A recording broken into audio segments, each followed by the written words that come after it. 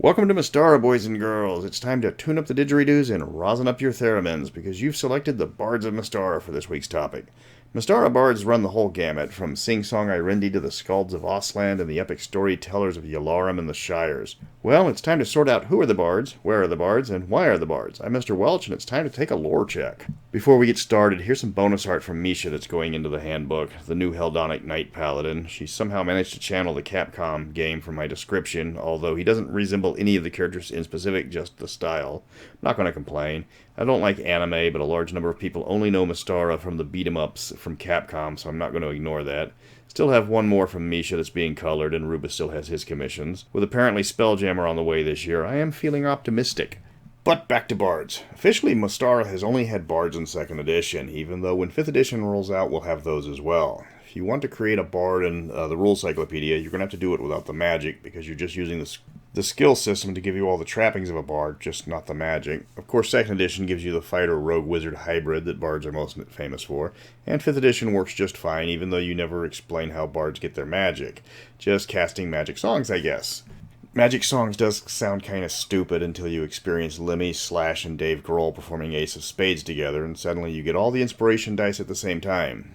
Seriously, Dave, did those drums owe you money? The nations of Mystara all welcome bards, even the ones you didn't think, like the ones who toss magic users out like Yalarum and Rockholm.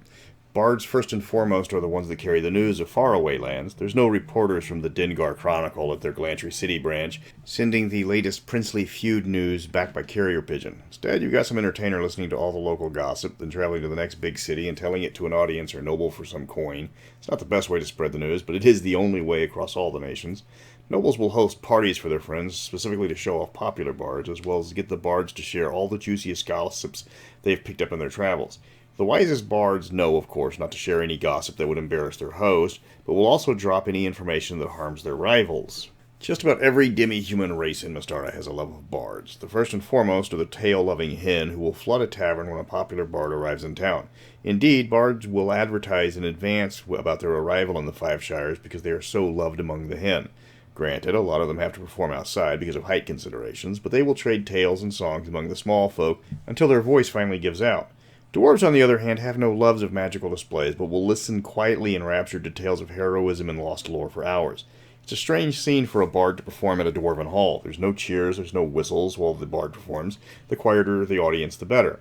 If the bard is boring, then the dwarves will make noise, and never in a good way. Elves have a large number of bards, even if the bards only come from clans like Fadiel or Miadalol, who love their magic and lore. Elven bards don't travel that far that often. They aren't in it for the fame mostly, more the experience. Gnomes, on the other hand, love the fame bards get. They embrace bards almost as much as the hen, only their lack of numbers mean the hen get more bardic attention. Gnomes arrange bardic performances on Serene like Sinatra playing the Sands. Gnomish performances take on all aspects of bardic abilities. The more magic the better. Jokes, songs, news, they're all presented as satire. Gnomes are less like Dandelion and more like Will Rogers. You can't go over the top too much when playing a gnome bard. As far as human nations go, each of them have their own favorite style of bardic entertainment. The northern reaches obviously prefer the Skalds and their lore-heavy performances. Compare that to Thyatis and the bards that practice the College of Philosophy. They stand around and spout bits of wisdom for their patricians and the nobles that hold parties just to hear them speak. The common folk have to entertain themselves with common musical bards. Darrican enjoys all kinds of bards, though the more money they make, the better they're liked. Yalarum bards tend to be storytellers of the First Order instead of musicians. Yalari bards are a strange case because despite their nation's reputation for somberness, they are in high demand in Rockholm and the Five Shires. Irendi is the only nation with a dedicated and state-sponsored bardic college. Irendi is the go-to spot for bardic training. They train not only their national school of the College of the Isles, but also every other common bard school. Ethengar bards tend to be in the musical style more than the lore part. They love stories in the form of music rather than prose. Glantry's bards tend to be more for the commoners. Glantry doesn't recognize bardic knowledge as worthy of nobility. Bards are hedge wizards at best. They tend to spend their time with the downtrodden masses who are glad to have some escape from their wizard overlords. Alphatia doesn't have the same restriction on bards, though they don't consider them nobility either. The nobles that aren't busy in their studies will enjoy a bardic show as much as the commoners, though the nobles won't stoop to attending a bar, but they will instead have a private show at their estate.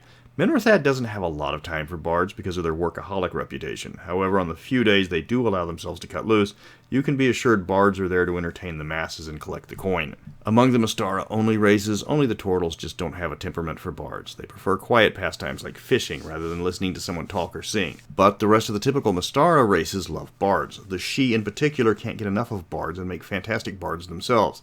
King Oberon will often call for the greatest bards in the world to entertain him in his court. The rewards are fantastic, though the risks for failure are dire.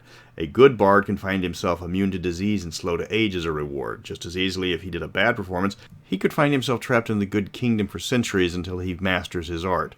Rakasta love the attention that being a bard gets them, and will show up in great number if a good bard is performing in the area. Their love of finer things is evident even with their entertainment. Lupins love tales of heroics and daring do, and view bardic entertainment as just something the whole pack must participate in. Phanatons aren't used to bards, as they've just now started arriving on the Isle of Dread. Still, the magic show and the songs draw them out of their forest to see the bards in the human village. They will fill the trees in the Tanaroa villages just to watch foreign bards cast their spells and tell their tales. Some Phanatons have begun learning the ways of the bard, and a few of them are even making it to the mainland to ply their new trade. Bards are one of the few classes openly accepted in almost every nation, with the exception of the isolated Etrugan, even though the Turtle Clan would probably welcome them with open arms. And then there's the Shadow Elves, because of their secrecy, as well as the fact that their king wants nothing of the surface world known to his people. They're spread out across the surface. You'll find them in the Serpent Peninsula as well as the Red Coast. In the Hollow World, the equivalents will be found in their own nation, but due to the spell of preservation, they won't be welcomed across borders very much like the surface. The further a bard can travel, the more money is possible, but at the same time, the greater the chance the cultural differences will be too great to translate into making a profit.